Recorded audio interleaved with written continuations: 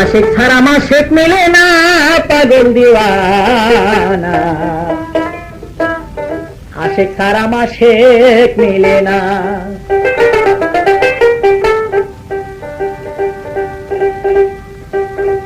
আশিক ছিল হযরত ওয়াজ করুনি, নবীর দানদার শহীদের কবর শুনি, নিজের মুখের 32 দাঁত একটাও রাখে না।